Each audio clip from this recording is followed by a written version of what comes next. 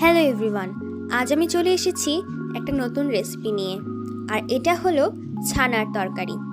বাসায় তৈরি ছানা দিয়ে কিভাবে ছানার তরকারিটা রান্না করা যায়, আজ আমি আপনাদের কাছে সেটা পুরোপুরিভাবে শেয়ার করার চেষ্টা করব। আশা করি আপনাদের রেসিপিটা ভালো লাগবে। প্রথমেই আমি নিয়ে নিচ্ছি বাসায় বানানো ছানা।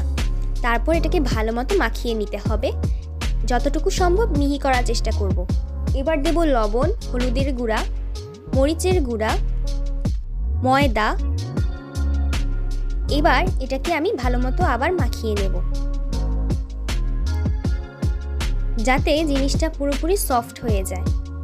এটা খেতে ততটাই ভালো হবে যদি আপনি এটাকে অনেক বেশি পরিমাণ সফট করতে পারেন। আমি এটাকে ততক্ষণ মাখিয়ে যাব যতক্ষণ পর্যন্ত না এটা সফট না হচ্ছে। তারপরে আমি এগুলোকে একটা সুন্দর করে গোলাকৃতি শেপ দিয়ে দিচ্ছি। আপনারা চাইলে আপনাদের ইচ্ছা মতো শেপ দিতে পারেন। এরপর আমার এখানে মোট এই কয়েকটা ছানার বড়া হয়েছে। তারপর আমি কেটে নেব একটা আলু, একটা টমেটো। এবার একটা কড়াইয়ে সামান্য পরিমাণ সরিষার তেল দিয়ে নিচ্ছি। তারপর আমি আগে থেকে তৈরি করে রাখা এই বড়াগুলোকে ভেজে নেব। হালকা একটু ভাজলেই চলবে, বেশি ভাজলে কড়া কড়া একটা গন্ধ আসবে, সেটা খেতে একেবারেই ভালো লাগবে না। এটাকে সামান্য উল্টে পাল্টে ভেজে নেব।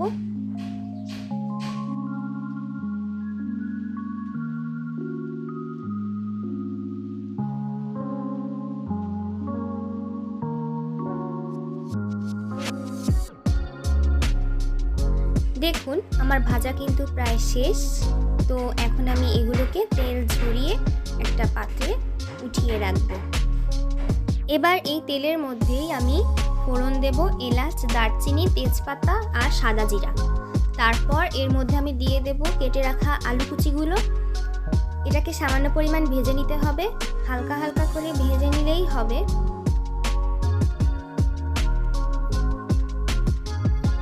তারপর আমি এর মধ্যে দেব সামান্য পরিমাণ নুন।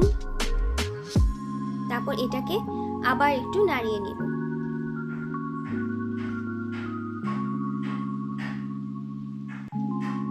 ভাজা প্রায় হয়ে গেলে তার মধ্যে আমি দিয়ে দেব জিরা বাটা, আদা বাটা, আর তারপর সামান্য পরিমাণ পানি দিয়ে এটাকে আবার কষিয়ে নেব। এখন আমি দিয়ে নেব হলুদের গুঁড়া, মরিচের গুঁড়া আর টমেটো কুচি। তারপর এটাকে আবার সুন্দর করে নেড়ে দেব। কষানো হয়ে গেলে এটাতে আবার একটু পানি দিয়ে তারপরে এটার মধ্যে দিয়ে দেব ভেজে রাখা ছানার বড়াগুলো।